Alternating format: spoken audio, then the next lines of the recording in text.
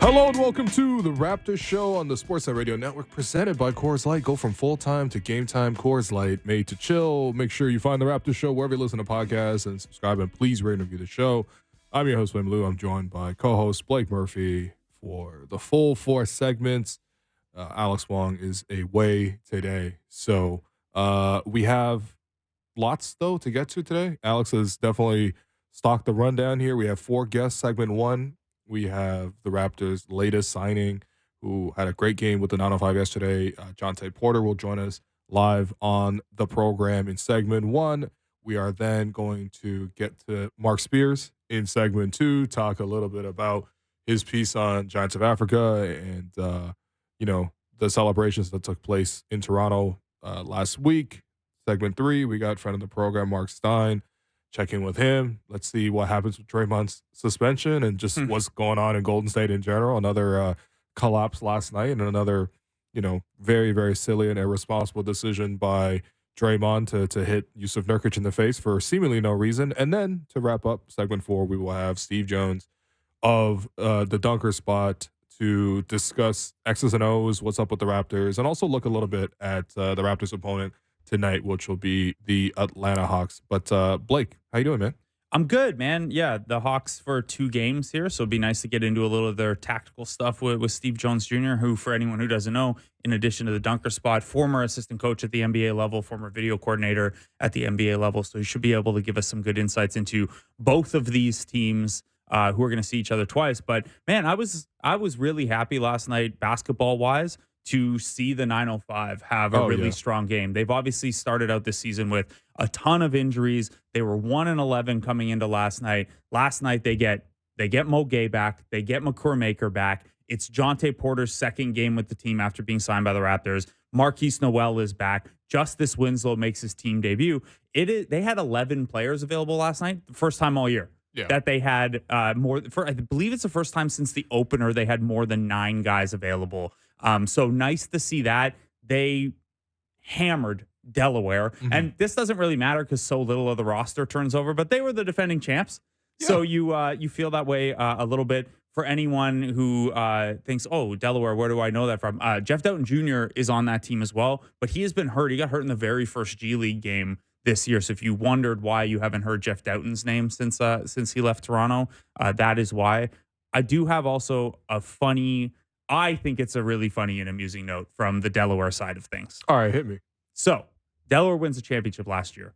Their starting center in some of those games was Patrick McCaw. Okay. He's on this team again this year. Yeah. Now, you remember Patrick McCaw from his Raptors time as a super low usage guy, right? Yep. Like never shot, never turned the ball over, just like didn't have a big role in the offense. He had a 9.4% usage rate with the Raptors. So 9.4%. And that was like NBA level low usage rate. So keep that number in mind because his usage rate right now with Delaware in the G League is 7.4%. No, what? He is using fewer possessions at the G League level than he even did at the NBA level. Yo. It's pretty remarkable. He's been like crazy efficient, but it's because I think he only takes open layups and dunks. Wow. Still solid defensively, still a decent passer and things like that. Obviously not on the NBA radar any longer if you are, averaging 3 points per game in the G League. But I found that hilarious as I was prepping for that game and going through some of the stats.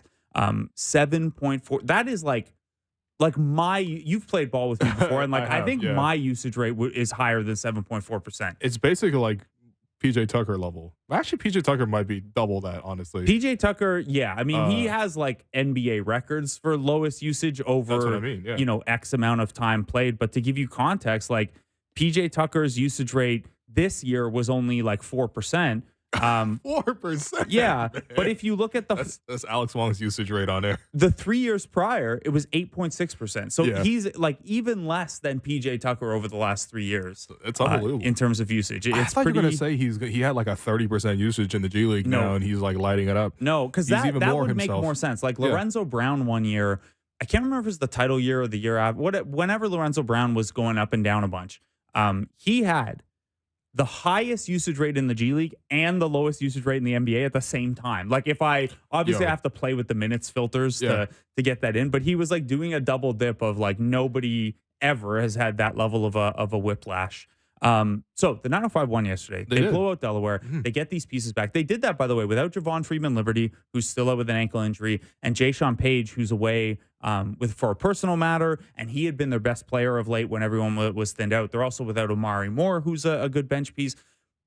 The G League standings reset in 2 weeks. Yeah. As of December 27th, because next week is the G League Showcase, December 27th is when the second half gets going, and the standings reset for a 34-game. They call it the regular season, and that's what determines who makes the playoffs. So this 2-11 start gets erased. Thank goodness.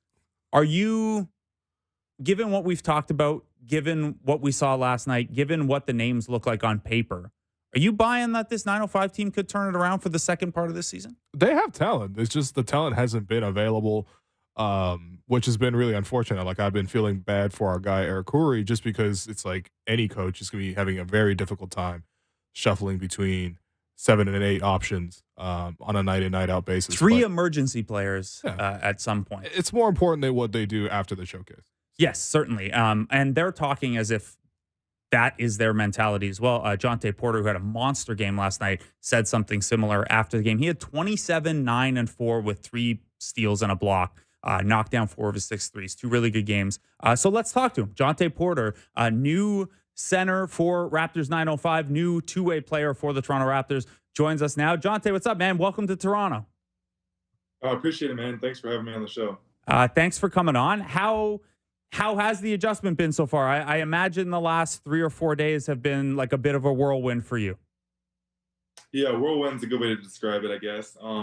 Been traveling a lot. I flew to the team in Maine to play with them. First game was a loss, but it was good to just be around the guys and everything, and then got back here and got a win last night. So feeling good, man. It's been a whirlwind to say the least, but, you know, it's a blessing for sure.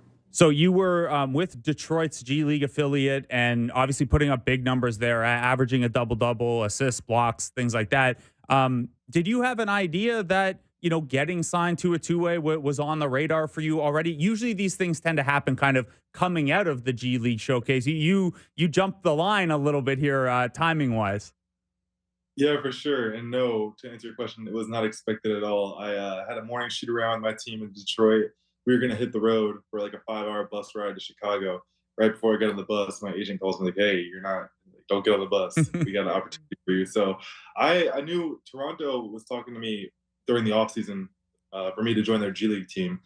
But the two-way itself was never really on the table until it kind of happened. So like I said, it's a blessing for sure, unexpected blessing, but yeah, I'm happy to be here. So, you know, a two-way wasn't on the table in the offseason, and I know it's been kind of an up and down road for you to get back to the NBA level after your time with the Grizzlies. How validating is it to get that call after, you know, the work you put in the offseason, the work you'd been able to do with Detroit's affiliate early on?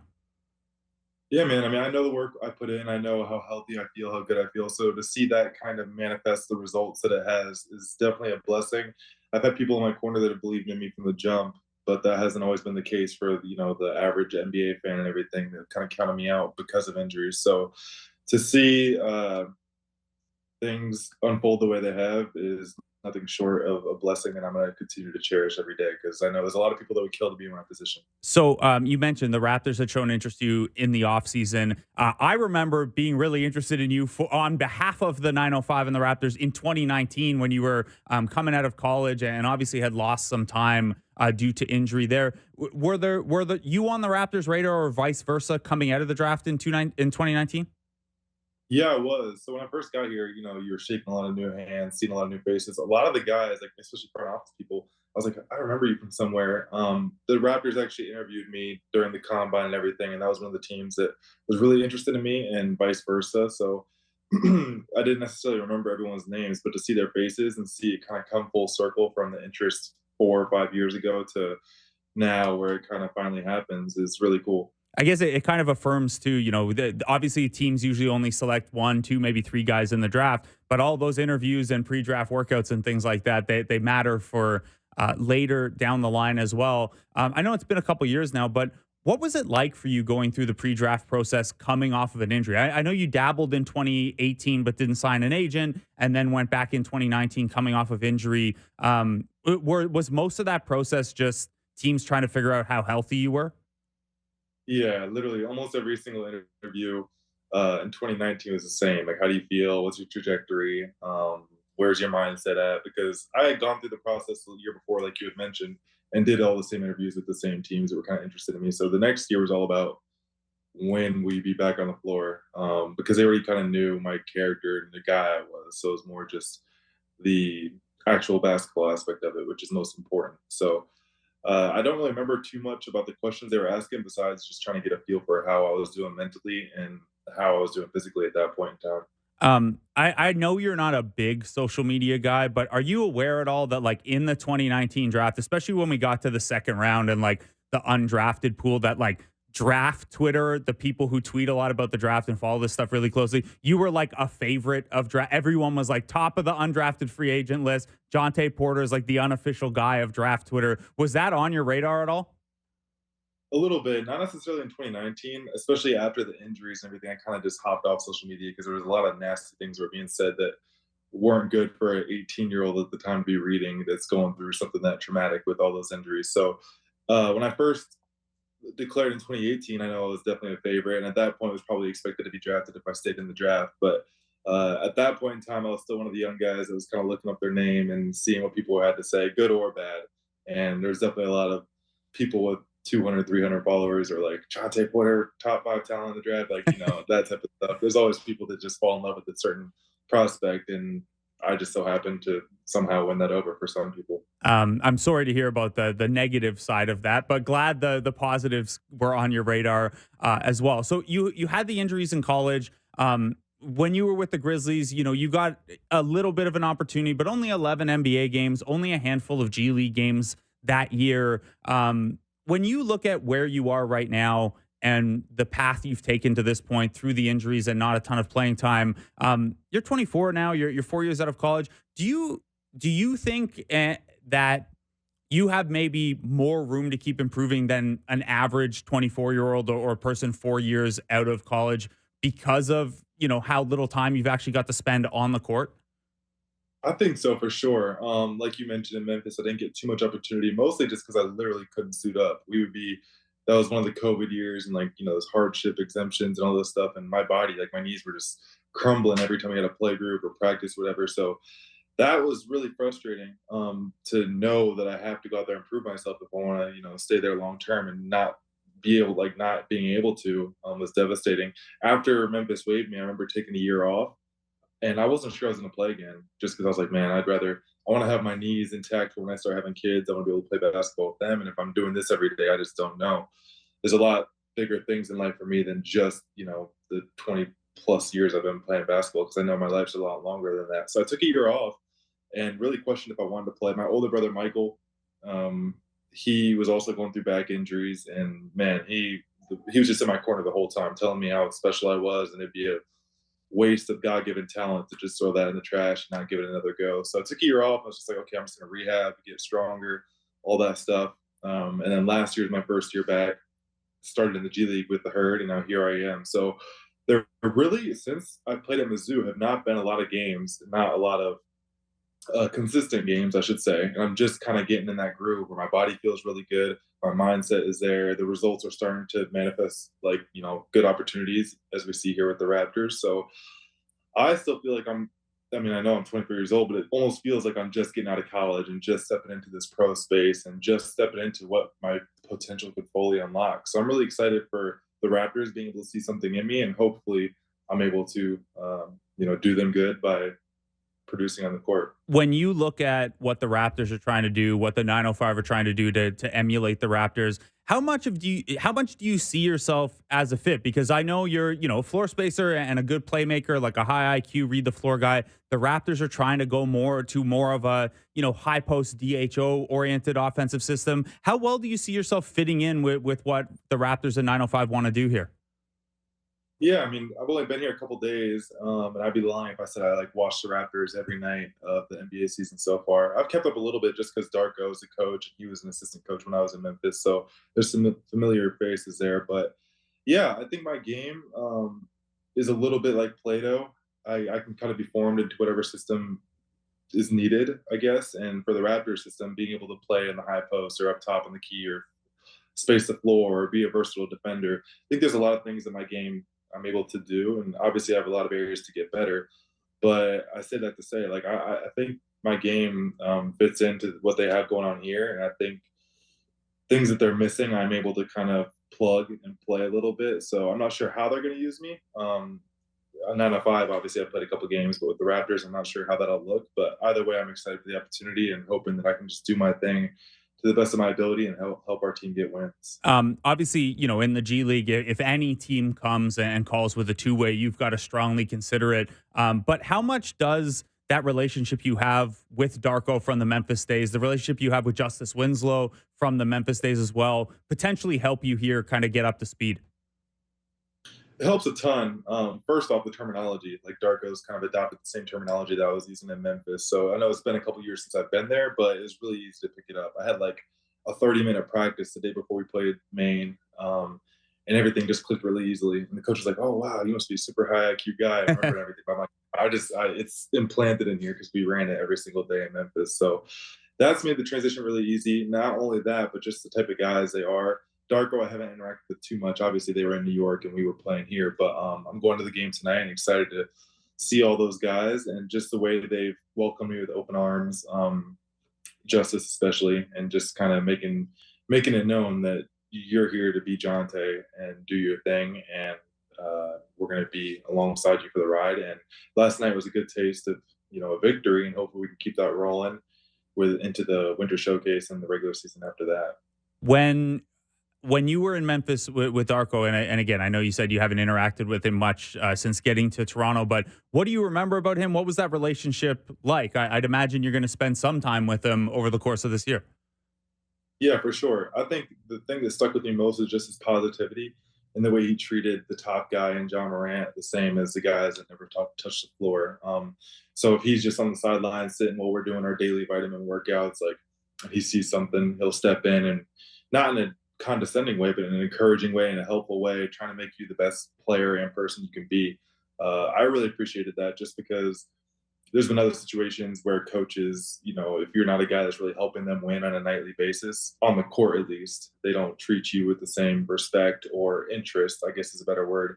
But that was never the case with Darko. He's treated the last guy on the bench the same as the star player. And that's something that I think, every single player on the team from the ground up can really appreciate. And I know I did for sure. When you were with that Grizzlies team, I know, your relationship with Justice, you told Kelsey O'Brien last night that he was at your wedding in the summer. Was Jonas Valanciunas your vet? Because I look at the roster and who was a more experienced big man and stuff. Was JV your guy? Yeah, I mean, he was the main reason my knees were always hurting. Banging into my chest and everything. So he wasn't the kindest vet. No, I'm just kidding. But he was awesome. He was just a guy's guy. Everyone in the locker room loved him. It was a bubble year, so doing vet activities, having a vet show you around everything wasn't necessarily present, just because we all had to pretty much stay apart all the time, besides when we were in practice. But yeah, him and Jaren Jackson, they were both great. I knew Jaren from childhood too, so those guys were just kind of showing me the ropes, helping me get acclimated to the Grizzlies culture. And when JV got traded and all that stuff, that was a hard day for every guy in that Grizzlies roster, just because everyone loves him as a dude. Yeah, I mean, he was very well liked here. I remember going down to Memphis after he was traded during the championship season, and yeah, it seemed like he had found a good fit there kind of right away. Speaking of championships, you mentioned your brother Michael earlier, Michael Porter Jr. of the Denver Nuggets. For anyone who doesn't know, what was last year like for you watching him, get back on the floor, stay healthy, and then make that championship run alongside Jamal and Jokic? Yeah, it's really cool to see all his. I mean, he's the hardest working guy I've ever been around. And that's saying a lot, because I've been around a lot of hard workers. So for him to be able to, despite his injuries that he went through, despite the ailments that are lingering today, the work ethic he puts in, to see that manifest into a championship with those guys was really, really special. Not only for him, obviously, but just for the rest of my family. we're also proud of him. I'm proud of him as a little brother, and just as a best friend. So anytime I can talk about Michael Porter, I'm going to take that opportunity and just give him all praise, because he's probably the reason I'm still playing basketball today, and probably the main reason I'm, I guess, as good of a basketball player as I am today, just because he was the one forcing me to go to the gym with him in the mornings, forcing me to guard him in one-on-one, forcing me to pass him the ball when we were playing on the same team. So a lot of my, I guess, accolades, or not accolades, but attributes, I owe to him, just because growing up with the #1 player in the country, being his teammate, you had to learn to pass the ball pretty well. It's a little unfortunate that you'll be in Vegas or in Orlando rather for the G League showcase when they're here next week. That who knows? Maybe you're with the Raptors at that point. But that should be a lot of fun. How much do you still like get on the court with him? Like when you're working through the offseason stuff like that, are you guys working out together a lot? We are. It hasn't always been the case since our Mizzou days, just because if one of us is healthy, the other one's kind of injured. It's kind of been the joke of the family. But we're both finally healthy. We both feel good. And this last summer, we got to get a lot of work in together in LA and Miami, and then back home in Missouri. So that's kind of our tradition. Is he has like his own personal chef and strength trainer and all that. I'm not that big time yet, but I definitely take advantage of those amenities by traveling with them wherever they go and just getting work in with them. So it usually ends in a shoving match or one-on-one match, but it's a lot of fun being with him. Nice. You mentioned Mizzou. There are a handful of you guys in the NBA right now. Jordan Clarkson, you and Michael, obviously. Kobe Brown, Drew Smith, my co-host Will's favorite player, Demoy Hodge with the Lakers.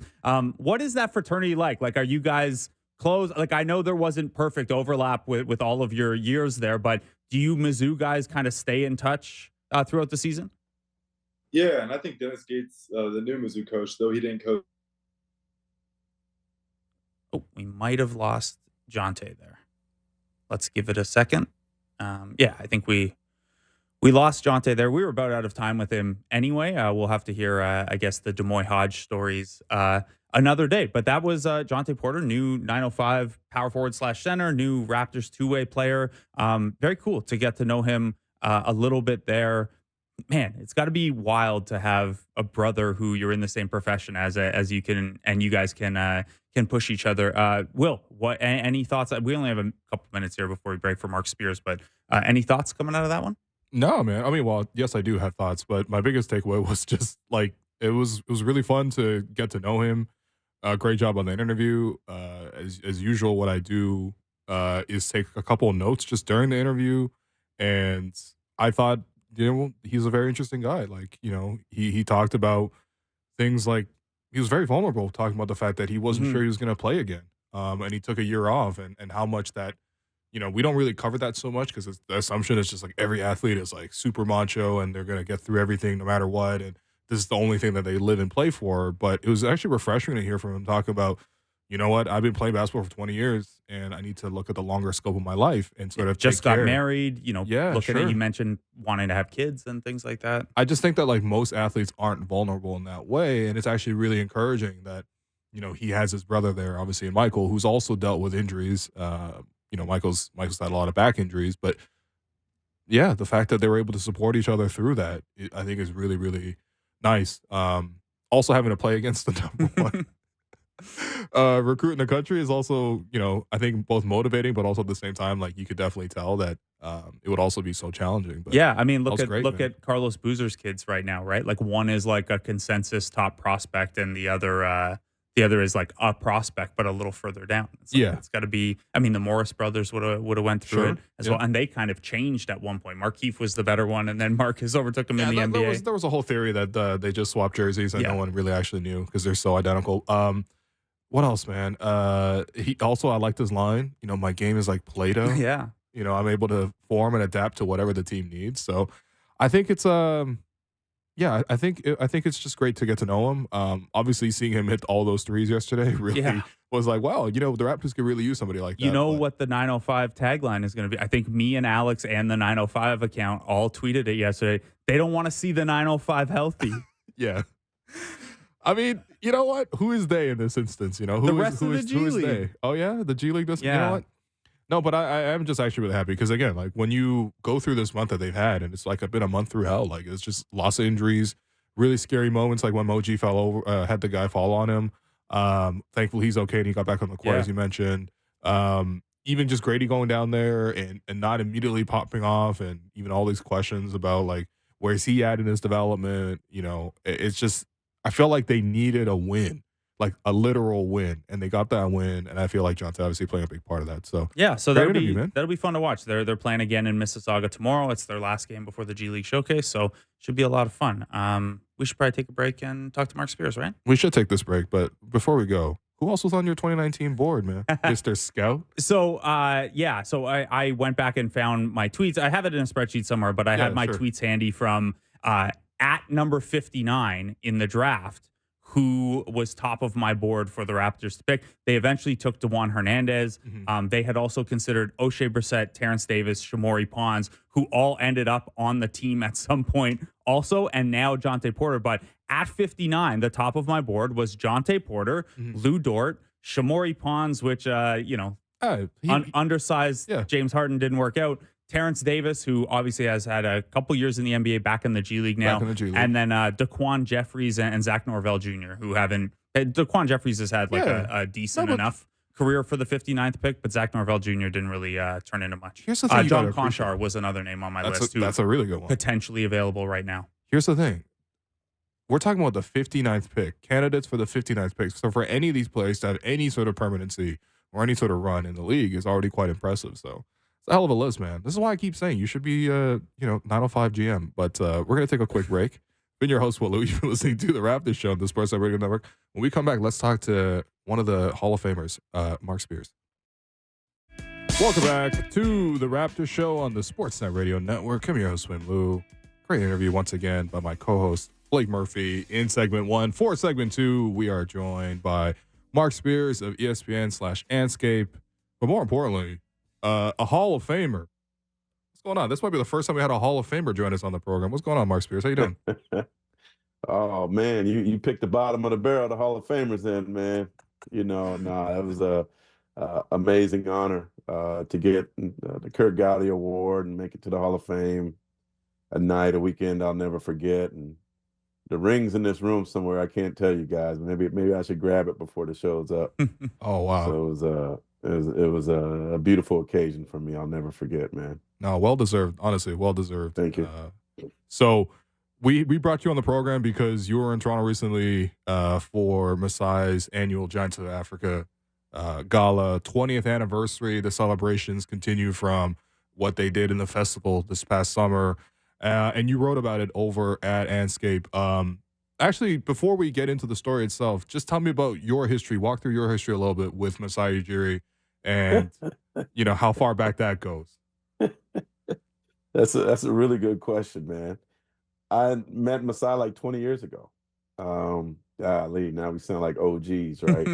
You in the Hall of Fame. You and OG confirmed. Yeah. So he joined the Nuggets as a part-time international scout. And we just hit it off and hung out a little bit, had a few dinners. And, he actually told me the story. I had totally forgotten about this, how I invited him to go to dinner during, a playoff run by the Nuggets with Charles Barkley. And he had never met Charles Barkley before.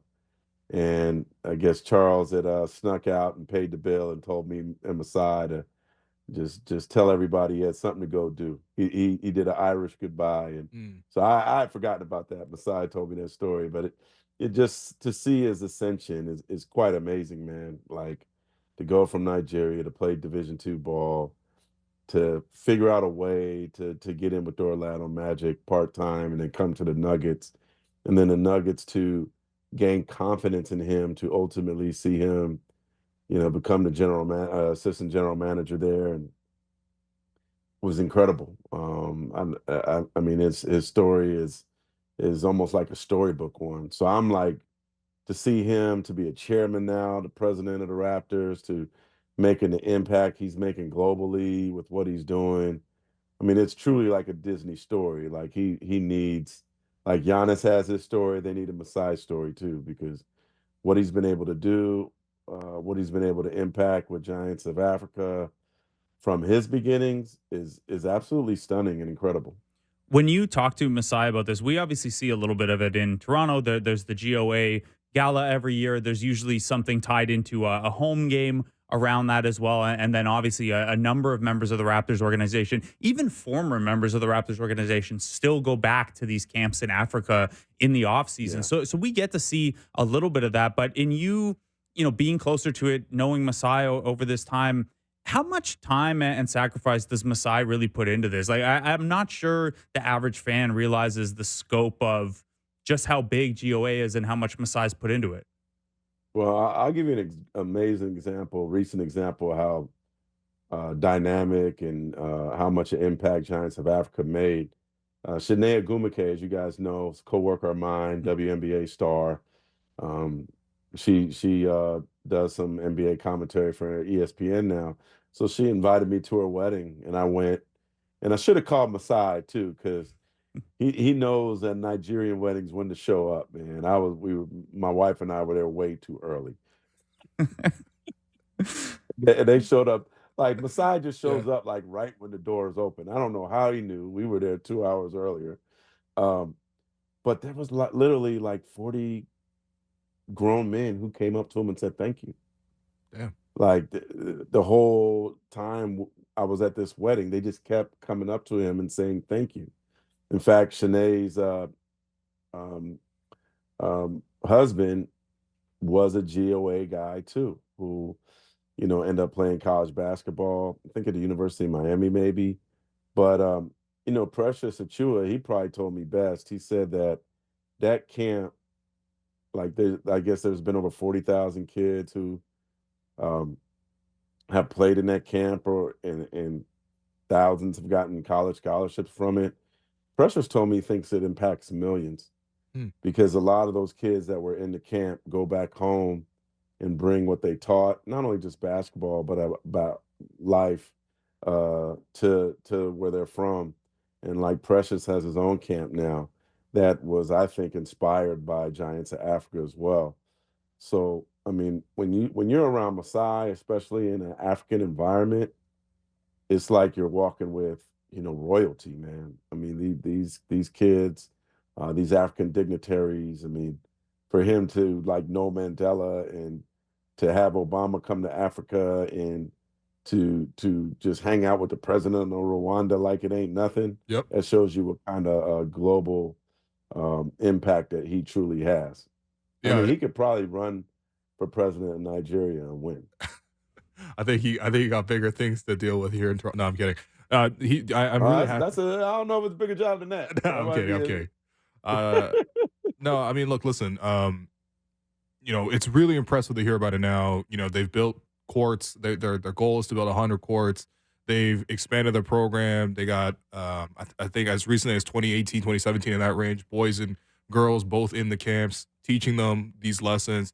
They're across like 17, 18 different countries now. Like the scope of it is just incredible. But I think, you know, what I really appreciated reading your piece was the really, really, truly humble beginnings of when the program started. And you had this great story in there about when he was with the Denver Nuggets, Masai asking them to help contribute towards this project.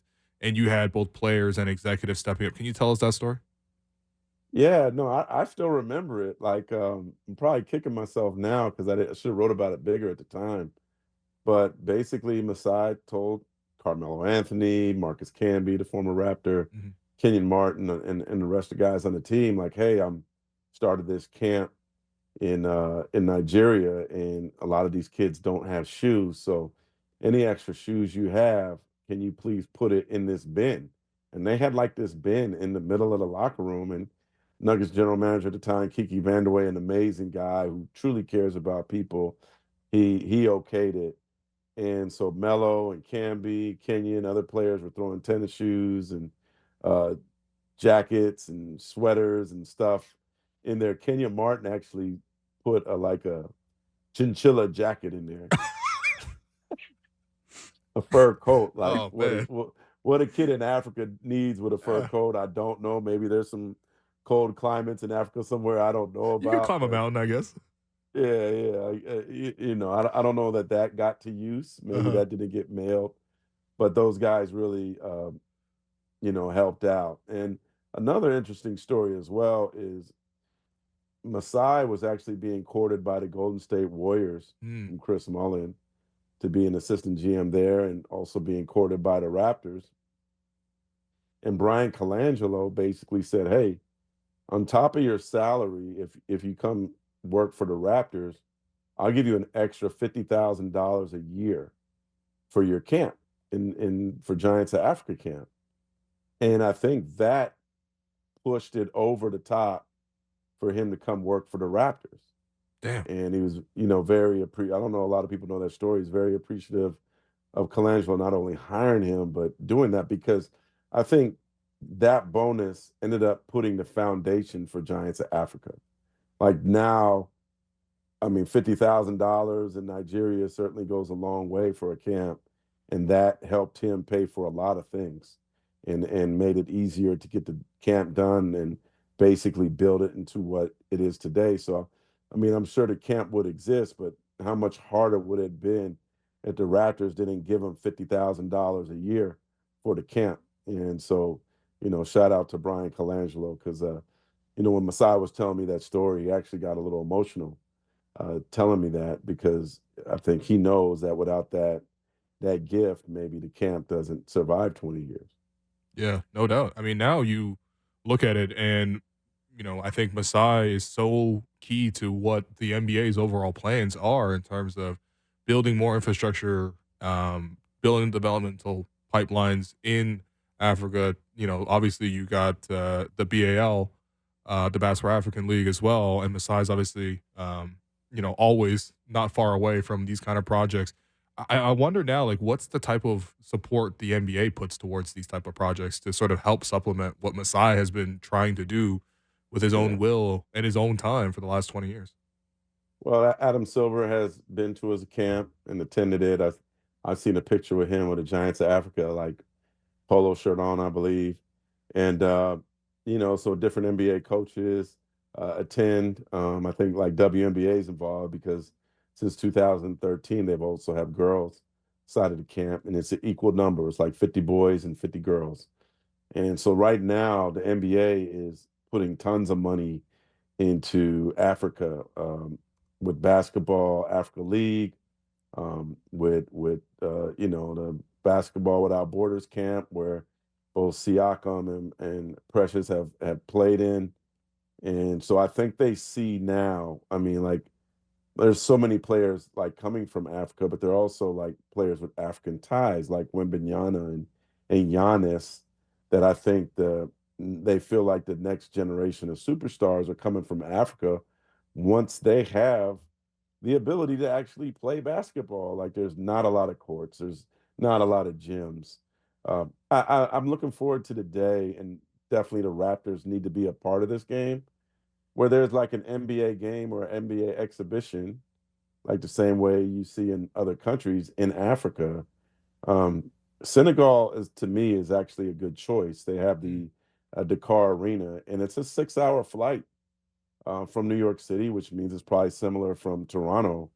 So I certainly would push the NBA to do a game there, probably between the Knicks and the Raptors. That would be amazing to have a game in Dakar. I went to the Dakar Arena, and I think there's some things that they need to fix to make it more NBA ready. But I saw a preseason game in Mumbai between Sacramento and Indiana, where they basically took some makeshift warehouse and made it into a 3,000 seat arena. Nah. And there was a bunch of dogs and cats and birds in the place, and they had to clean the place up. So if they could All right. work that miracle, they could fix the Dakar Arena to make it NBA ready. And so I really think it's time for the NBA to put a game there. It's a 6-hour flight, man. Yeah. It's like you guys flying to San Francisco or something like that. It would mean so much to the continent. It would mean so much to Senegal. It's not a bad flight. They could go to Goree Island and do that painful yet meaningful historical tour. Right.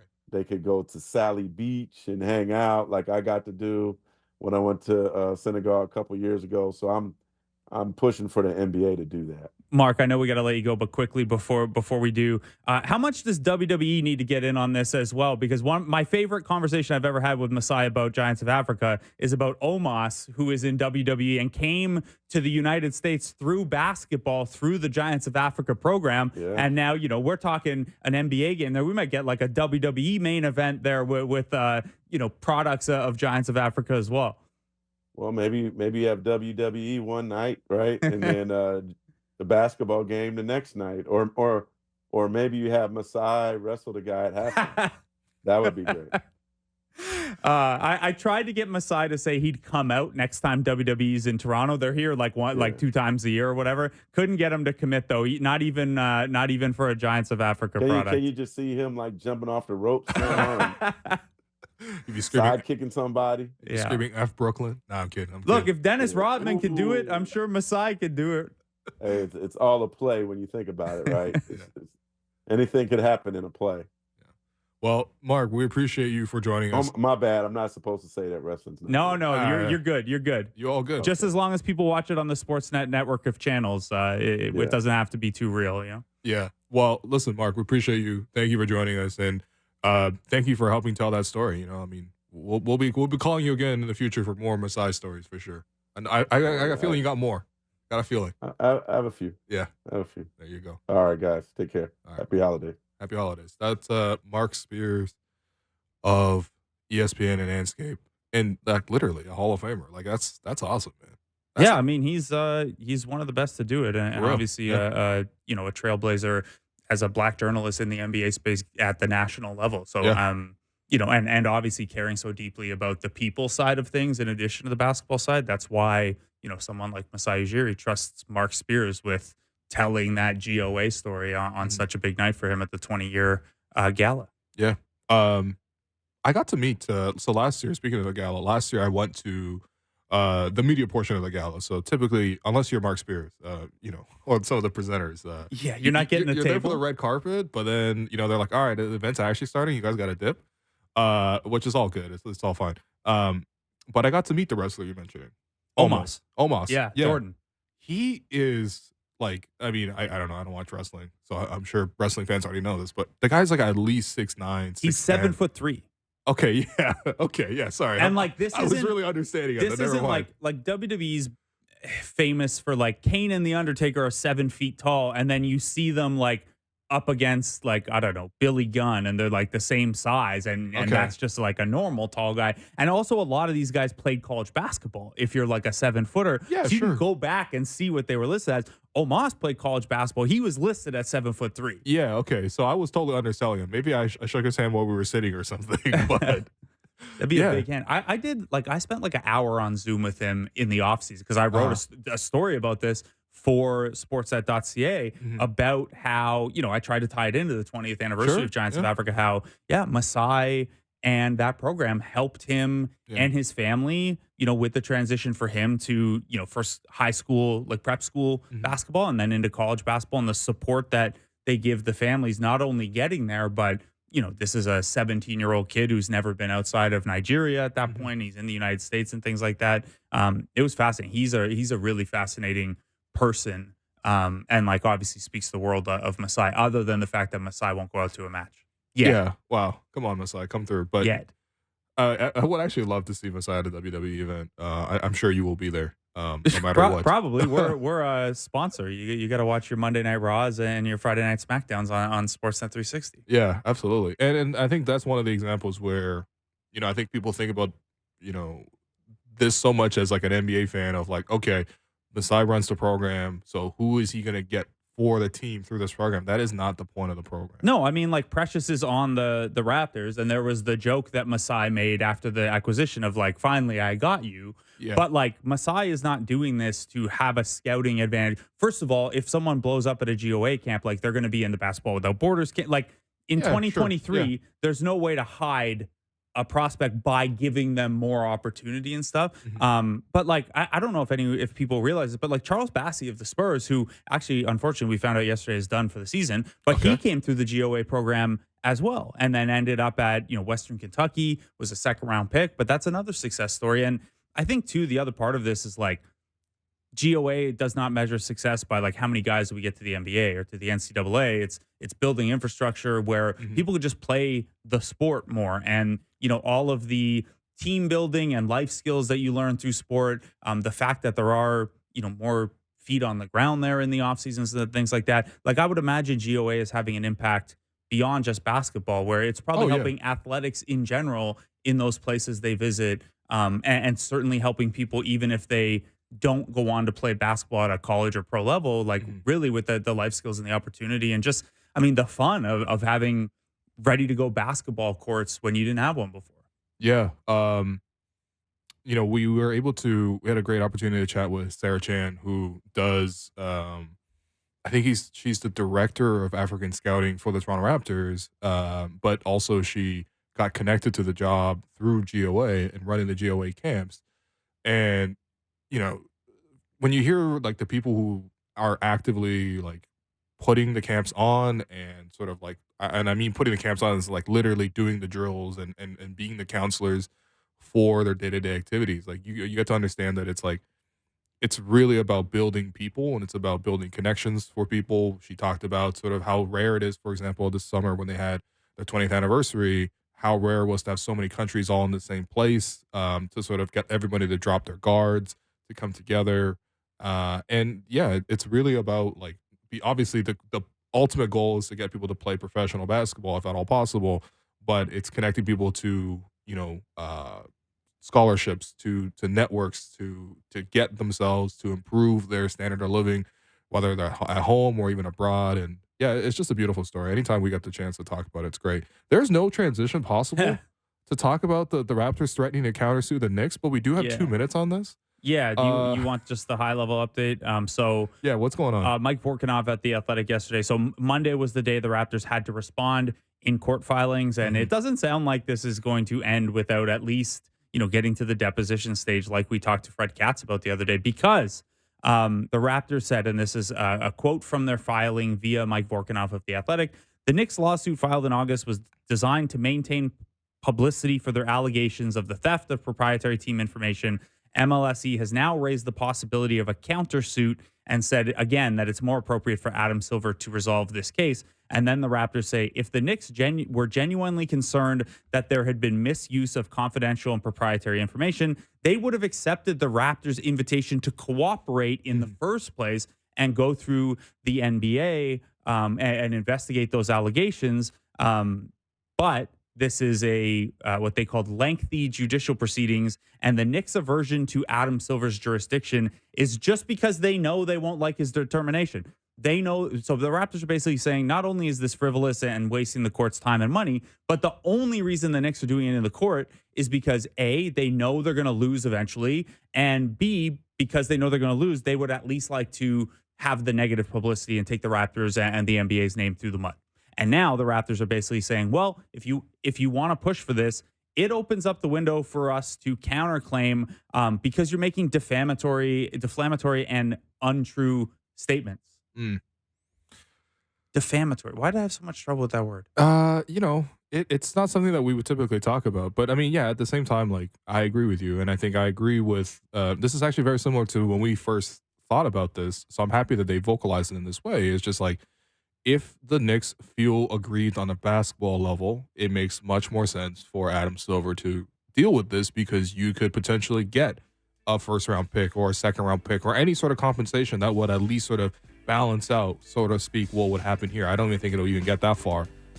But if you insist on taking it to the court, then what are you specifically doing? It's not really going to benefit the Knicks beyond potentially getting some money out of this. And you're definitely spending a lot of money getting this lawsuit off the ground. But hey, listen, it's an ongoing storyline, and we'll keep tracking it. But we're going to take another break. I've been your host, Willow. You've been listening to The Raptors Show on the Sportsnet Radio Network. When we come back, let's talk about Draymond Green and the latest thing that he did.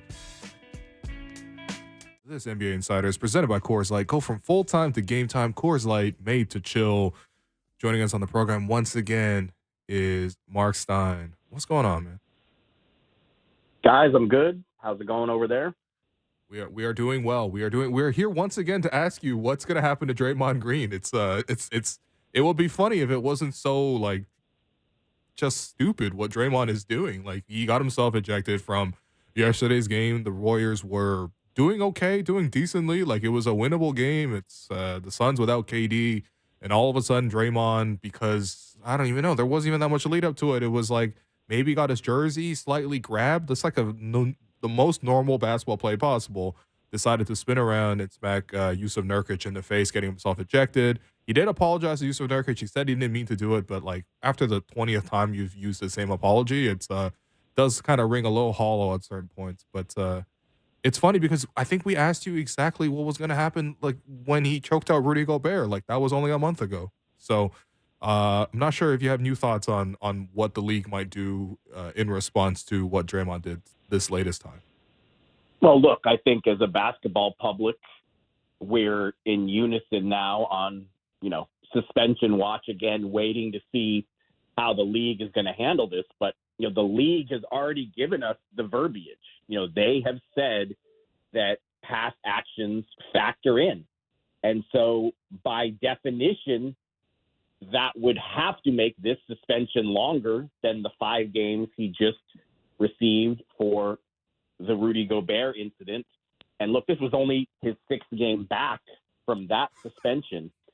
And yeah, I mean, the league, the league used that same verbiage when they suspended Draymond in the playoffs for the soccer style stamp on Domantas Sabonis, but that was only a 1-game suspension. So they used that phrasing, but only it was a 1-game penalty, and then they upped it to 5 for the Gobert incident, and that was frankly more than I was expecting because you're always taking a risk trying to predict what they're going to do because it's really hard to find consistency when you study these things. But I've just become conditioned to expecting the penalties to be on the low side. So the 5 games for Gobert surprised me in terms of suspension length, but this time I think it would be shock if it came in at less than 5 after they just told us that your resume in terms of this stuff is a factor. Yeah, the resume is really, really troubling because if we just run through essentially the last 14, 15 months of Draymond Green in the NBA, it starts with the punch that he threw at Jordan Poole in practice. Then you go to the conclusion of that season, this past season. He stomps on Domantas Sabonis' chest, as you mentioned. Then a month ago, he chokes out Rudy Gobert. Not even that prompted, honestly. He was kind of dragging his teammate from a scuffle, but obviously he took it way too far. And now he's done this random punch at Yusuf Nurkic. I don't even know. I can't remember another NBA player that's gone on this have 4 incidents essentially in the span of a year. What's going on with him? Night, I think last night we saw, we saw some exasperation from Steve Kerr because right. Steve Kerr has always been one of Draymond's foremost supporters and, tells us, and he said again last night, we are not the same team without this guy. We need Draymond Green for this team to reach its ceiling and play to its maximum capacity. But last night, I mean, he was terse up there, and there was clear to me, exasperation that, again, just 6 games, having him back for just 6 games, and they're answering all the same questions again. So if you're the league and Draymond is such a repeat offender, he's racked up over $2 million in fines and more with missed game time and stuff like that in the past. He, like you said, he just got back. What are the conversations like when the league sits down with him? Even after last time, he came out and said, I'm paraphrasing here, but he thought it was unfair that his history was being used against him rather than isolating that one new incident. How does the league get through to him at this point? I think, that's why the suspension is going to have to be severe. That, obviously Draymond gave an explanation last night. He said he was trying to sell a call, free himself, took a swing, and, it landed where he didn't want it to land. But, is the league going to accept that explanation? I mean, that's why I think around the league expectation is, and again, these are maybe they're educated guesses, but it's a lot of guessing going on, and everybody, every team is watching this as well because they want to see how the league is going to react. But, you would think that the only way to really send a message here is to make this suspension very severe because, again, they've established that, the league office definitely left the impression after the last suspension that if something else happened again, the next suspension would be more severe. So now everyone wants to see, will the league office actually live up to that? And, we will find out by tomorrow for sure. The Warriors don't play until tomorrow night. So the way the league typically handles these things, they just want to make the decision before the next game. So technically they could take all of today to do all their interviews and have all their behind closed door meetings and wait until tomorrow to announce this. But, there's so much interest in it. I think it would be on some level surprising if it took that long. Yeah. I mean, from the Warriors' perspective, look, obviously they've won 4 titles with Draymond. They've rewarded him with multiple contracts. He's been like an integral piece to everything they've done. And part of that is the fact that he's willing to play on the line and even go over the line sometimes. We all can think about great teams that have had players like this, but it just seems like this year, the Warriors as a whole have definitely dropped so many games that were winnable. So many games where they were in the lead and then they just come completely undone. Like when I watch the Warriors, I see Steph Curry being great. I see some young guys in Kuminga, Moody, Brandon Podziemski. They end up doing pretty well. I'm pretty happy with sort of what I'm seeing from them. But then I just see this chaos, this inability to get out of their own way. I don't know what's frustrating them. I don't know what the lack of discipline is, but it's usually from the vets. I mean, Mark, what's happening with the Warriors? Because it feels like they're just going to flush an entire prime season of Steph for no really good reason, honestly, other than just poor discipline. Yeah, and that's what makes this thing so complicated for them. They've got a lot of issues that they're dealing with, not just Draymond Green and, Klay Thompson struggles. Andrew Wiggins' struggles have been, even more pronounced. Yep. And they're just,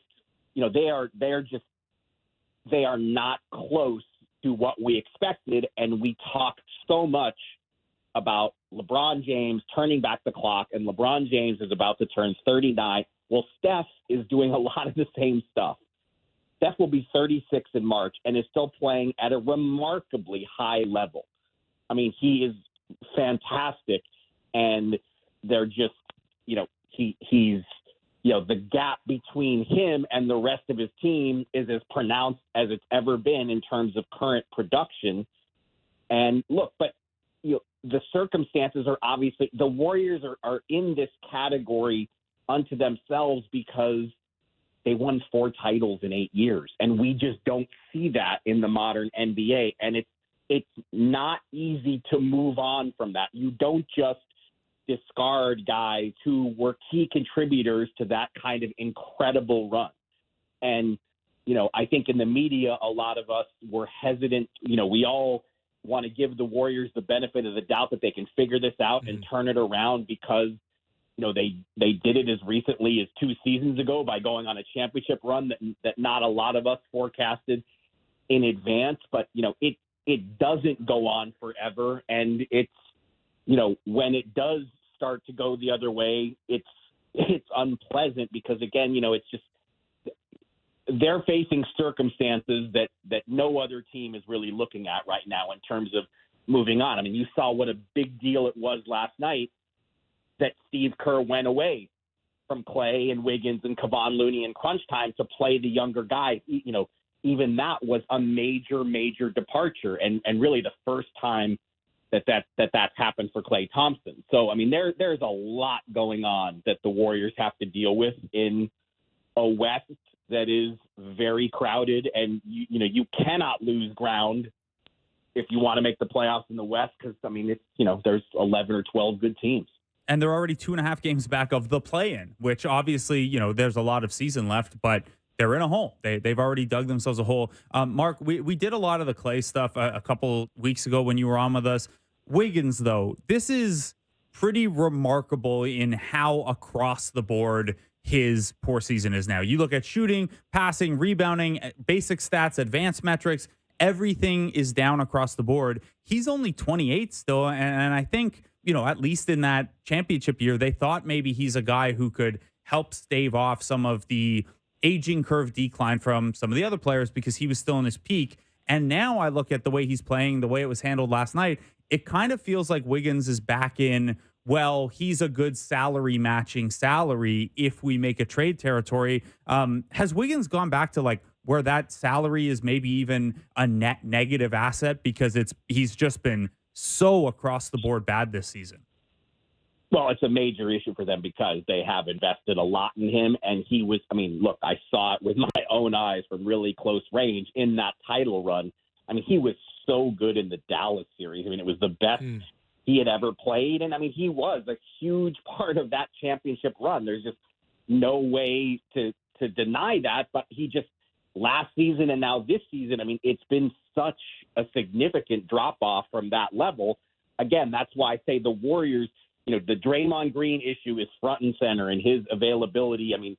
They are 2-6 when Draymond, I believe that's right, 2-6 when Draymond is either suspended or gets ejected. And it's been, there's been 3 ejections already. So, I love that has to be included in the stat. So, not having him available has been a huge thing. But, you can really make the case that given everything going on with both Draymond and Clay, that, Wiggins' inability to get back to that level we saw in the title run, that's as significant as anything the Warriors are facing. It's just a shame watching it from afar. Honestly. That was a deep sigh. That's a deep sigh you normally save for tomorrow morning when the Raptors have dropped their 7th of 8. Well, hopefully not. No, but seriously, I do. It's hard not to, as a casual observer, at least admire. Your favorite non-Raptors watch? Is that why? I think so, because I think for me it's just like they played basketball obviously very differently. They have Steph, but even the way they played defensively has been really creative. And I don't know. Eventually, you see a dynasty last for this long. Like you grow attachment to it, And this is like if the Spurs it's not supposed to last this long, and that's I know, but and that's where I think all of us on the outside struggle. What's wrong with the Warriors? Well, are you supposed to be good for a decade? No, but this is like if the Spurs towards the end of it, Tim Duncan just started randomly fighting people, and Tony Parker was just shooting terrible shots like Clay right now. And then just taunting the crowd every game. It's just guys, you gotta keep it together to a certain degree. Yeah. Well, on the subject of championships, I saw in your Substack that you were able to interview Rick Carlisle. And I didn't see this before, but this really caught my eye. The idea that when Rick Carlisle was head coach of the Mavericks still in 2020. He had really pushed the organization to try to move up in some way to essentially put themselves in a position where they could draft Tyrese Halliburton. Just the idea of Tyrese Halliburton and Luka Doncic playing together is just really, really fun. But tell us about that conversation and just how much Rick has grown in his time in Indiana. Well, yeah, probably the most interesting thing, I think, when Rick Carlisle was never known as this freewheeling offensive coach, and certainly the Mavericks had some great offenses in the latter stages of his time there, because if you've got Luka Doncic, you're pretty much guaranteed a top 5 or even top 3 offense. But just the way they're playing now, I even asked him, I said, you're like, this is Doug Moe stuff. Are you really comfortable playing, a team that skews so offense first? But Halliburton is such a joy, I think, for him to coach. Sorry, I bring it up to him every time I run into Rick, because he still spends some off-season time in Dallas. And I've mentioned to him, you just seem so lucky and happy to have this young guy to build around, and that's certainly the impression he leaves. Yeah, I liked one of the quotes he gave you was, like the job of the coach is to adapt and bring out the best of whatever roster is in front of him. And certainly when you have different rosters with like a Jason Kidd and you got Dirk Nowitzki, like you're definitely going to run offense in a structured way, because you have these high IQ players who can really execute and really pick teams apart, as we saw obviously at the peak in 2011. But now when you have Tyrese Halliburton as your number one guy, he identified our team just needs to run, and whoever can run with us and play in this style is ultimately going to thrive long term.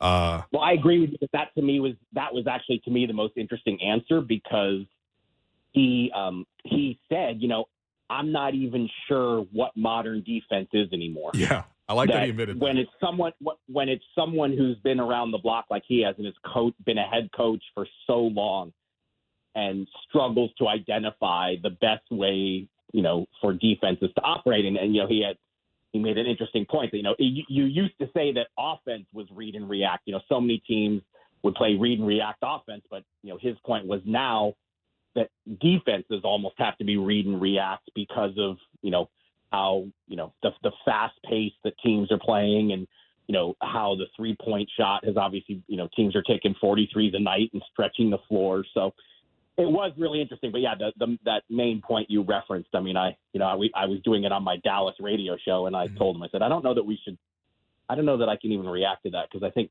Mavs fans, if they start imagining having Luka and Halliburton together, that might be too tantalizing for them to listen to.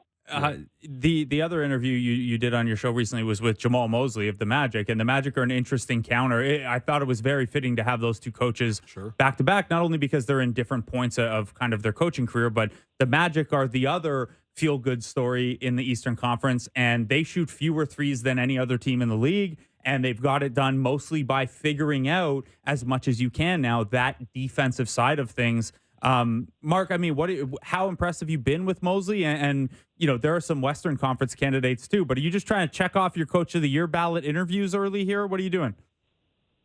Yeah, well, it's funny. Just sometimes it works that, you guys know, you guys got to get guests 5 days a week. I only have to do it once in a while. So you guys know that sometimes you just get fortunate and things happen. And yeah, the Rick Carlisle thing happened because they were in the in-season tournament finals, and I was able to talk them into a quick 10-minute visit on the radio. And Jamal Mosley was actually my podcast with Chris Haynes. So a lot of people want to talk to him right now because the team is doing so well, and they are an absolute surprise. But Jamal Mosley was the defensive coordinator in Dallas before he became head coach in Orlando. So defense, obviously, I think is something that means a huge deal to him, and to get.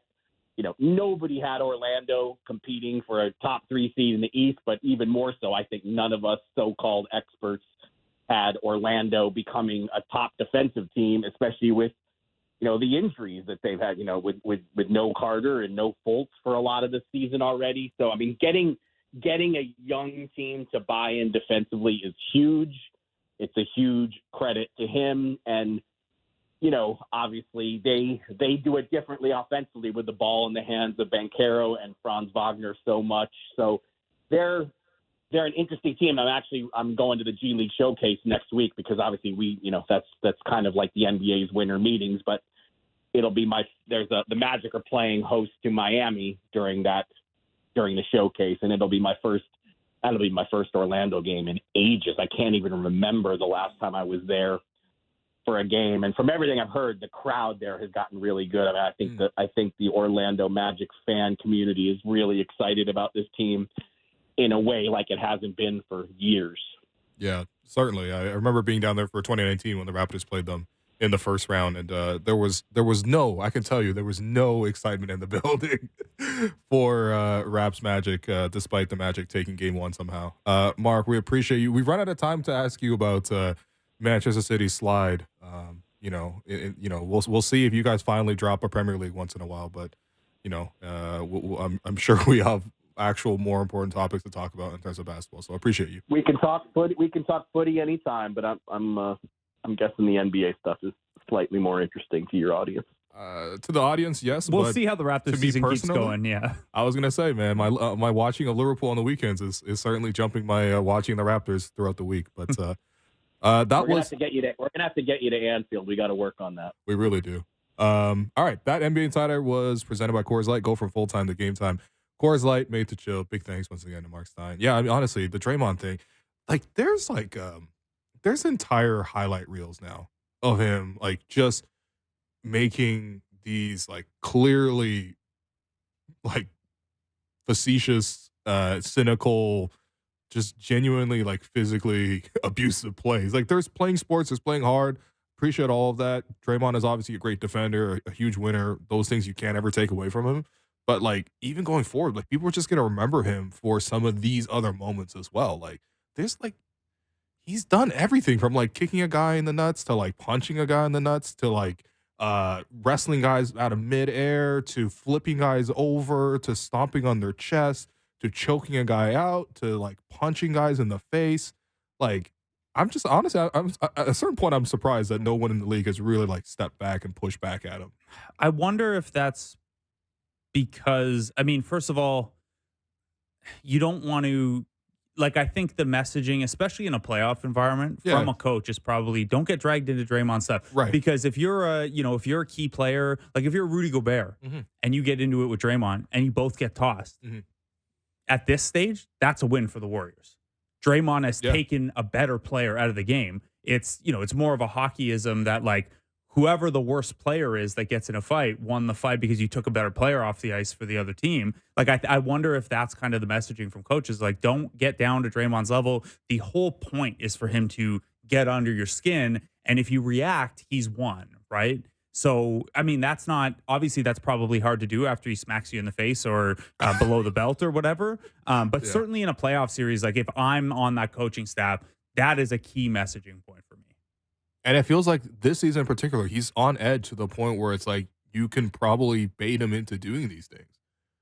And I think it works for him if he is able to have that control to step back and say, I pushed you to the line and then you stepped over. Draymond is now just actively jumping over that line for fun. And maybe the messaging now is like, if they get to the playoffs from another team, is like, bait him. Yeah. Because he's lost. We've said for so many years, even when Draymond was, like, at his very best, is like, in that historic 7-game series that he got suspended for a game in, of, like, Draymond, if he is just up to the line, it's so valuable and so effective. And, like, in addition to his play, it's an extra level. But, like, the line is thin. And if he crosses over it and you lose Draymond Green for an entire NBA Finals game, and now I think you're right. He has lost his sense of where that line is and how to toe it. Like, and to do this stuff in, like, not all that big a spot, like, not super meaningful games, It was no build-up. It wasn't like him and Nurkic were going back and forth, or even the Gobert thing. They got a history, I guess, of competing over the defensive player of the year. Like, what? Yeah. Imagine if Jokic just randomly choked out Embiid because Embiid took MVP this last year. Like, what are we doing here? I also enjoy the fact that he's got beefs with, like, more than half the Western Conference now. Yeah. Yeah, like, I mean, you Minnesota, stick around long OKC, enough at that level, you probably just have the beefs. By the way, speaking of that Suns game, to pivot out of the Warriors, Shams Charania are reporting that even though tonight is the second night of a back-to-back for the Suns, they played the Warriors last night, they host the Nets tonight, we're finally going to get to see the big three together. For the first time this year. Booker, Beal, and Durant will suit up together. Yeah, I'm going to have that on as I watch Raptors-Hawks at the arena. Can't wait. But speaking of Raptors-Hawks, time now for Between the Lines, brought to you by Bet Rivers. Take a chance. Raptors, -1.5. Blake, typically, you asked me for this, but I'm going to ask you, how do you think the Raptors match up with Atlanta for this meeting, especially considering the fact that both these two teams really need this? Raps at 9-14, Hawks at 9-13. Yeah, not only are they, they both need it, but they're having some of the same issues right now, which is, neither the Raptors lately and the Hawks for the last 7 years can't defend. Look, the Raptors, I think, are in more control of that. They are a good defensive personnel team that we have seen for, like, the first month of the season defend really well. And they just haven't over the last month without much change to the personnel. So they have that gear. Atlanta doesn't. We're going to talk to Steve Jones Jr. about this in the next segment. But, like, even with Trae getting a little better defensively, like, obviously if Trae Young is your point guard, and even if he's not guarding the point of attack guy, that's a big weakness to have defensively on the floor for 38 minutes a game. that's going to cost your defense a little bit. But there have been teams that survive that. There have been teams that, get a guy to play up to a certain level. And that's what we'll talk to Steve about with Trae Young. But even with that, they are like 27th in defense, 26th in defense. Sorry.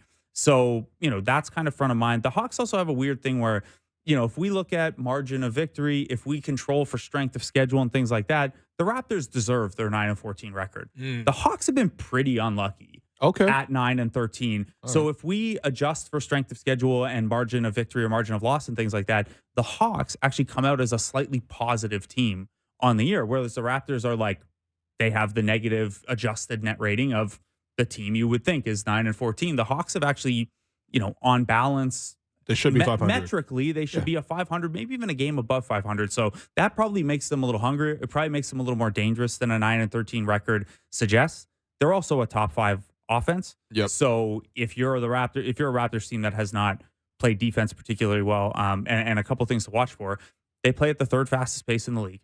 They are 2nd in transition offense. They're only 13th in 3-point percentage, but their top 5 players by field goal attempts all shoot the 3 well. It's only kind of the depth guys and their 2 bigs that don't shoot the 3 well. So everyone can knock down a 3. So offensively, I think this is a problem for the Raptors. The one thing is, in addition to Jalen Johnson being out, Kobe Buffkin, who we really haven't seen yet, is out. Their Moge is out. Yes. They also have one. Yes. But Adrian Griffin's been ruled out for this one for personal reasons. So one of their depth wings, who we haven't seen a lot, but is maybe in the mix when you already have that many injuries. It's wild that you call him Adrian Griffin. I was like, what? Oh, yeah, but right. AJ Griffin. Yeah, Sorry. Griffin Jr., yeah. And DeAndre Hunter's questionable. Trae Young's even on the injury report as well. He's probable, but he's been dealing with a shoulder thing. It seemed like he went through walkthroughs and all that kind of stuff. And like it didn't sound like anyone's too concerned about DeAndre Hunter, but that could be on the radar as well. And I think what I'm getting at here with the two teams having been playing good defense and the Hawks offense is really good. The over-under for this is 240.5. Yeah. I mean, listen, I think the Raptors on paper should be able to use their size and, really dominate the paint against Atlanta. Now, of course, you would expect Atlanta to defensively. Yeah, and you would expect Atlanta to obviously probably make 6, 7, 8 more threes than the Raptors. So the Raptors really do got to make up a huge gap. And that's why this matchup should be close. But once again, I'm here to ask you, does anyone really know which version of the Raptors will show up on any given night? So I don't. And that's it's why going to be a meltdown if they lose tonight, man. Even something like the Hawks. The Hawks are number 2 in the league in how many rim and corner 3 attempts you give up. So the 2 most efficient spots on the floor, there's only one team that does it worse than them. And I don't know that I trust the Raptors to take advantage of that because the rim is usually off limits for them, because they can't hit threes and defenses just get to go like this and clog the paint for Scotty and Pascal. So no pick for me until I see the Raptors get back to just any semblance of just consistent play. But that was Between the Lines, brought to you by Bet Rivers. Take a chance. All right, we're going to take our last break of the show today. I've been your host, Willow. You've been listening to The Raptors Show on the Sportsnet Radio Network. Welcome back to The Raptors Show on the Sportsnet Radio Network. I'm your host, Wayne Lou. Joined for the 4th segment today by co-host Blake Murphy. And I'm just here all day, every day. I'm just like your co-host for like 98% of segments. It is true. It is 98%. And joining us for the first time this season, but hopefully not the last time, is Steve Jones Jr. of the Dunker Spot Pod, former NBA assistant coach and also video coordinator. Steve, how you doing, man? I'm doing well. Thanks for having me. I am here for 1%, I guess. There you go. I wanted to make sure I joined in. Yeah, and it's great to have you, man. Big fan of your work on Twitter and on the Dunker Spot Pod. Look, I know you kind of jump around the league, look at different teams night to night and break down the film. Let's start with the Raptors because, I mean, we're getting a little tired of those talking points here. But, what is your read on this team, particularly on the offensive side of the ball from afar?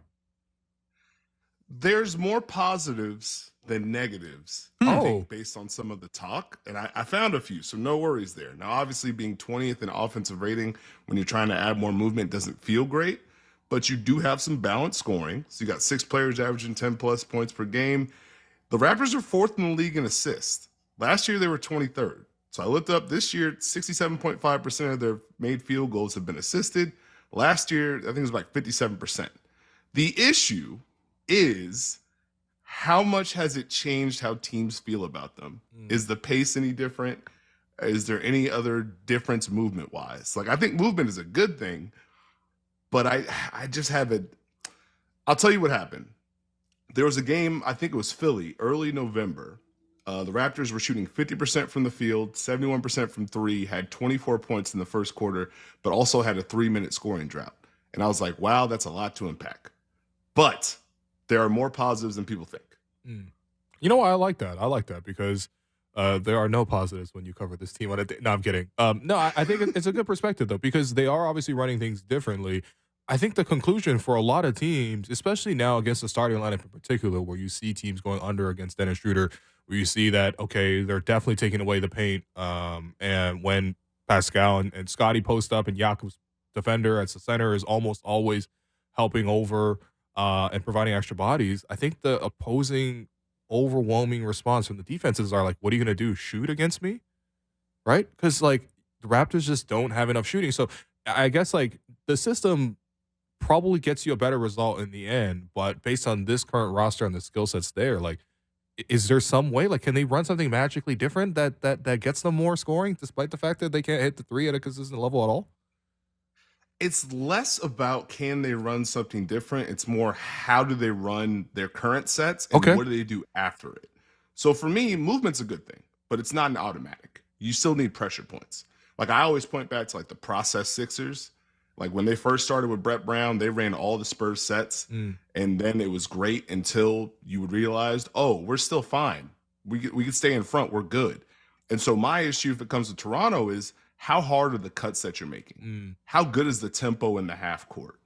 Are you going side to side? Are you getting multiple action? Or is it just, this is the set, we ran that, now we drive? And can you get to drive and kick behind that? Okay. So it's kind of that combination of factors where, okay, I feel like I can go under. And you're trying, a dribble handoff to Siakam. I'm going under. You're playing through Jakob Poeltl with Schroeder. I'm going under. What can you do to make me not play drop or switch? And if you do well, can you beat a zone after that? I think for me, it's more the best sets for Toronto this year has been when one action flows to the next. There's cutting. There's a random screen after the first set. That's when they really start moving and grooving. Defenses aren't cooperating, and Toronto has to put more pressure on them to just force the issue a little bit, in my opinion. So would you say then one of the more telling stats about this Raptors team to explain, what they're trying to do and what they're failing to do is that their number of cuts per second spectrum way, way up this year. They cut off the ball way, way, way more often. They are the third worst team on a points per possession basis finishing off of cuts. Does that kind of snapshot what we're talking about here? Good, better process, but still not quite able to execute it? That's pretty on point. I like that stat. And I wish they had more cuts. I go back to just who is the pressure point for this Raptor team? Who's forcing a defense to send two people to the ball? Right. If it's not Scotty Barnes against someone smaller or Pascal against someone smaller or Pascal on those nights when he has it going, defenses are usually fine. And I think that's the thing. And it's not new for the Raptors. I mean, I go back to last year, was like, okay, you guys have a bunch of wings, a bunch of switches. Now you have Fred VanVleet and Jakob Poeltl, and defenses have to guard that. And now it's Dennis Schroeder, and we feel comfortable either going under or dropping. And now you throw in some tempo, some pace, some random possessions, the early offense. I honestly think the defense taking a step back has hurt as well. Yeah. Because you don't get some of the easy baskets, and now you're having to live in the half court. So I think that's been tough. But you've seen growth from some of these guys. The process feels better. There's results. It's just not changing the overall perspective from defenses. For sure. So when you talk about, what is bending a defense, what is creating that first fire that a defense has to adjust to and rotate through, this Raptors, the fact that the system is coming along, but they're not, the three-point shooting isn't there. The effectiveness off of cuts isn't there. When you watch Scotty Barnes and Pascal Siakam, who are obviously, even against great attention, still able to score, right? Scotty on both sides of the pick and roll, certainly in transition, he's taken a real step forward offensively. Pascal, we know if he gets a mismatch, even if he doesn't, he can take it into the post and pass or score out of there. How much more difficult is the Raptors offensive environment making things for those two guys, though? I think it's the overall context. They could use a table setter. They could use someone like in my head after you said that. I think who's their toughest person to guard in pick and roll or on handoffs? Is it just Gary Trent Jr.? Oof. Is he just the person that's going to make you come to the level? So how many things can you have where we get 2 on the ball if Scotty's involved, and now I can kick it to Pascal? How many plays like that do you see? How many times can OG, if he's going to play off everyone, how many times is he facing a tilted defense? Is he able to drive those closeouts? So I think it's a blend of I think the roster construction is kind of biting them a little bit, where it's not just shooting. It's more just like, I am fine defending this person right now. Mm-hmm. I am fine with what y'all are doing movement-wise, because eventually, you're going to go through dribble handoff. I'm going to slide under. You do a rescreen. We're going to stay in the drop. We're going to make you make these shots. And that's where I feel like Toronto has to kind of change the game. Yeah. Defensively, the Raptors have, especially under Nick Nurse, been so creative. You never really knew what they were going to do night to night. They'll change their coverages so much more than you would see from a typical NBA team. Like, James Harden's in town. We're going to trap him a half court all game in November. Then Joel Embiid's in town. We're going to, do probably double team, but a lot of zoning behind him, all that kind of stuff. Like, they would just consistently be different night to night. You're seeing the Raptors go to a much more simplified defensive approach this year. Darko has already talked about. It's even more simple than what they did in Memphis. But why are the Raptors struggling so much defensively? Because it feels like there's a lot of defensive talent on the personnel, and it doesn't make sense that they're getting so little out of it. I would say the difference is they're just in their base. And so you don't feel the same Raptors pressure. You don't feel the same effect from their length. If you watch them navigate pick and rolls, how often are they getting into bodies, and how often are they just trying to get around the screen? If they're in a drop with Jakob Poeltl, how often is the offensive player leading the dance and attacking the space? And how often does it feel like, whoa, there's a lot of length here? Mm-hmm. Look at the closeouts from Toronto this year. It's very solid, which is okay, except you probably need your defense to be at a certain level, and you're letting offenses just kind of run their sets comfortably for the most part. And I think that's probably the biggest difference. When they crank it up and turn it up, sometimes it looks different, but otherwise they're just kind of there. I think they need to turn up the activity and make offenses feel them. Yeah, that's a tough one, and like you said earlier, that also affects your transition offense, which is the easier stuff to get. What do you make of? We talked about this at the start of the season a little bit. With Nick Nurse's teams that were hyper aggressive and changing the scheme and stuff like that. One school of thought is probably, well, if you train this in and then have to dial it back later, maybe that's easier. The philosophy this year seems to be more, hey, let's get the base stuff down pat, and then if we need to scheme differently for a star or change something up, it's easier to add after the fact. Do you have a feeling on which of those is easier to execute as a coaching staff? I think it's easier to execute, hey, let's just establish our base first and then build on if we need to as the season goes on. So if we face a great opponent, we can go to a trap, or, if we're, facing a great a non-3-point shooting team, we can add in zone, those kind of things. It's easier to establish the base. The tougher part is when your base is not working as well and your defense is not showing up as well. It's not like you've done 2 or 3 different things, if that makes sense. So you have to kind of maintain and fix your base to get it back to a certain level and now try and ramp back up. And so now you might find yourself caught in a game where, this person's going off a little bit. We need to add a trap. Have we worked on the rotations behind that? Yeah. And that's the thing. This season we've seen the Raptors, you're going to have to trap certain players. Giannis comes to town, you're probably going to have to send 2 defenders at him. Joel Embiid comes into town. And the Raptors have tried in those instances where, they're sending 2 to the ball, but the rotations behind, as you're mentioning, is just like, it's not on point. Like, Darko has to consistently call timeouts because they've probably went through it in walkthrough or even pregame, but then as soon as it happens in the game, now they got to call 1 or 2 timeouts to A, stop the run, but also B, correct a pretty prominent point in the scouting report. Seen some zones now come into the Raptors defensively as well. So you are seeing it built out, but again, like, the Raptors aren't good defensively. Bottom line, if they're not like top 10 defensively, this team is not a playoff team. This team's nowhere even near a playoff team because offensively the kind of limit is what it is. On the other side of things, the Raptors are playing the Hawks tonight. tell me about the Hawks, because I feel like the Hawks, they're just consistently around that 500 mark this year, maybe even a little bit more underwhelming than expected. What are the Hawks doing differently this year, and can they reach a level where they need to get to, I don't know, being an actual top 6 playoff team? It's funny you mentioned how important defense is to the Raptors, because defense is very important to the Hawks, and they just have not been able to find a way to accomplish that portion of the program. 5th in offensive rating, which is fantastic, but you're 27th in defensive rating, so you're giving it right back. I think for me with Atlanta, it's making sure they keep their balance offensively. I think they missed Jalen Johnson, but when you have Trae Young, DeJounte, DeAndre Hunter, you're moving the ball, you have different handoffs, pick and roll, you're not predictable offensively. That's when the Hawks are at their best. I think the issue is they're leaning a little bit more on Trae and DeJounte over the last 4 and 5 games to just create plays and pick and roll, which is okay, but it's not the same force they had earlier in the season where they were a little less predictable. There's a little bit more movement to them. And I think defensively, they're trying to find it. Like, they started the season active, 2 on the ball, really trying to just rotate behind it and play active. Now they're kind of going back towards their drop defense, which is okay because you have Clint Capella. But now, okay, where are our help points? Are we back to closing out and getting beat off the dribble? Can we make multiple efforts?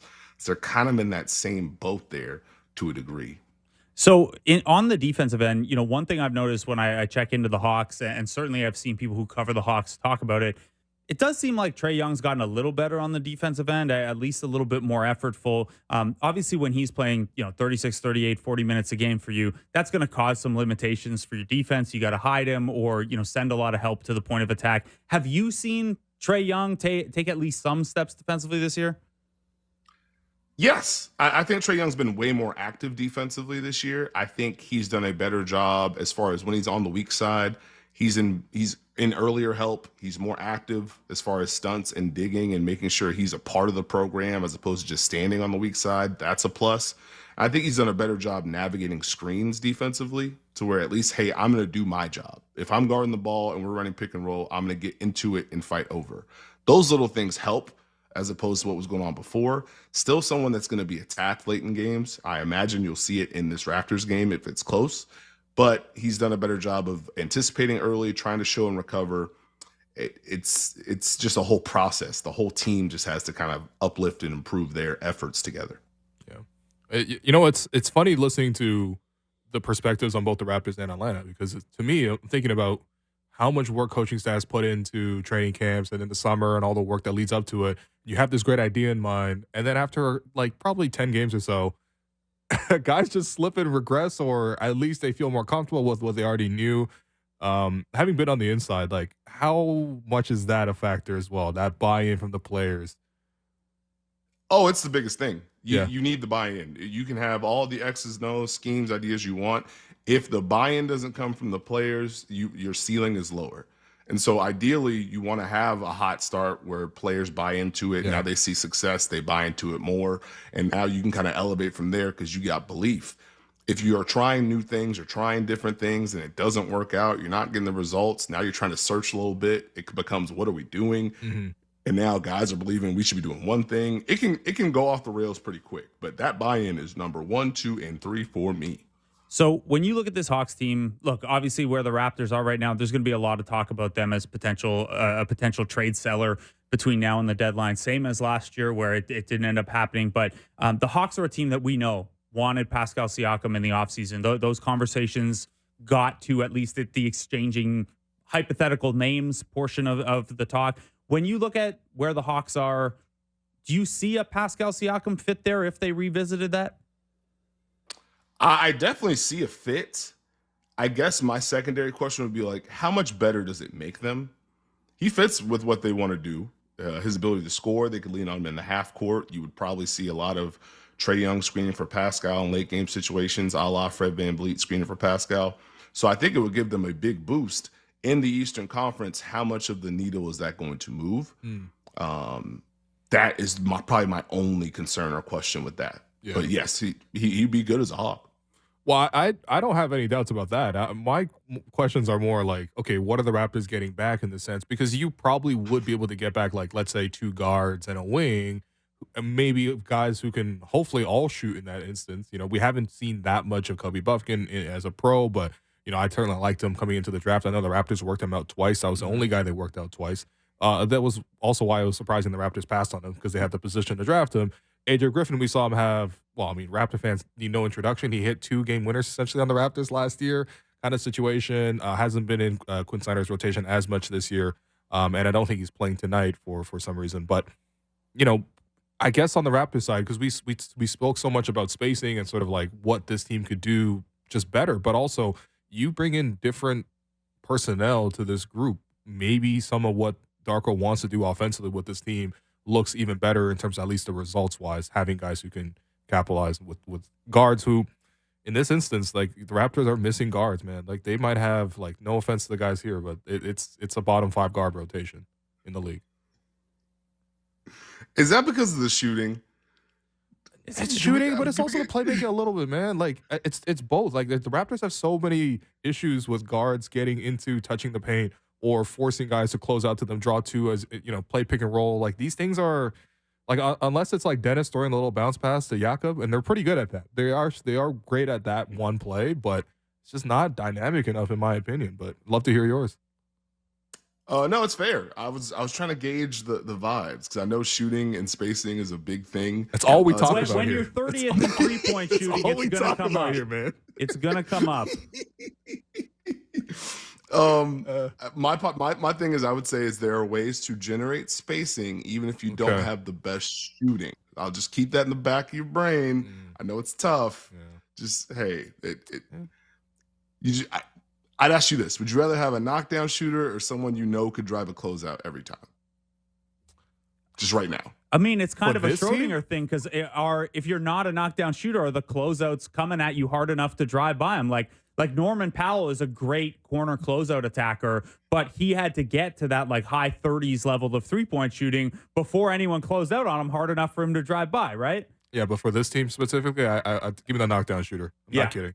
Post up Scotty, Yeah, post up Pascal, give me put him on the strong side, boom. 36% 3-point shooter, not even knockdown. Yeah. Just passable. Sorry. I asked that question to set up my return appearance. That's all I did.